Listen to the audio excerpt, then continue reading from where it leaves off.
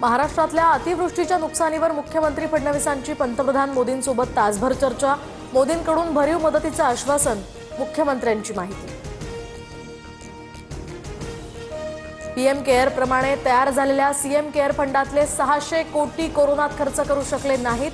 त्यांनी शहाणपणा शिकवू नये, मुख्यमंत्री फडणवीसांचा उद्धव ठाकरेंवर पलटवार।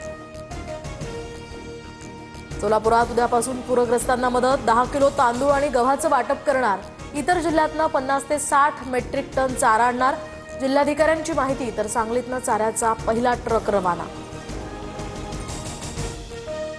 सोलापूर, धाराशिव, अहिल्यानगरला 2 दिवसांचा रेड अलर्ट। माढा, मोहोळ आणि करमाळ्यामध्ये पुन्हा एकदा पूरस्थितीची शक्यता। नागरिकांनी संपर्कात राहण्याचं जिल्हाधिकाऱ्यांचं आवाहन।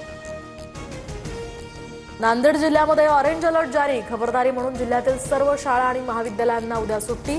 मागील काही दिवसांपासून झालेल्या अतिवृष्टीनं अनेक घरं पुराच्या पाण्याखाली। धाराशिवमध्ये अतिवृष्टीमुळे शेतकरी संकटात असताना जिल्हाधिकाऱ्यांचा सांस्कृतिक कार्यक्रमात डान्स। कलाकारांच्या आग्रहामुळे व्यासपीठावर गेलो। चौफेर टीकेनंतर आता जिल्हाधिकारी कीर्ती पुजारी यांची दिलगिरी। नाचणाऱ्या जिल्हाधिकाऱ्यांविरोधात शेतकरी आक्रमक। धाराशिव जिल्हाधिकारी कार्यालयाबाहेर प्रतिकात्मक खुर्चीचं पूजन करून आंदोलन। आंदोलनावरून पोलिसांसोबत जोरदार बाचाबाची। रस्त्याचं काम मार्चपर्यंत पूर्ण करा, अन्यथा निलंबित करेन।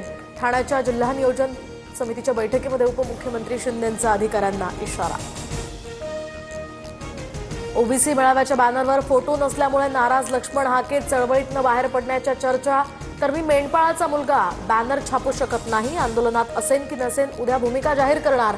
हाकेंची फेसबुक पोस्ट।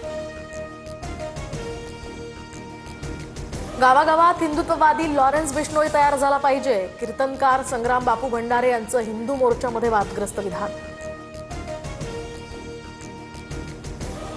सामाजिक कार्यकर्ते सोनम वांगचुक यांना अटक। लेहमध्ये हिंसाचार भडकवल्याचाही आरोप, तर आरोप खोटे असल्याचं वांगचुक यांचं स्पष्टीकरण।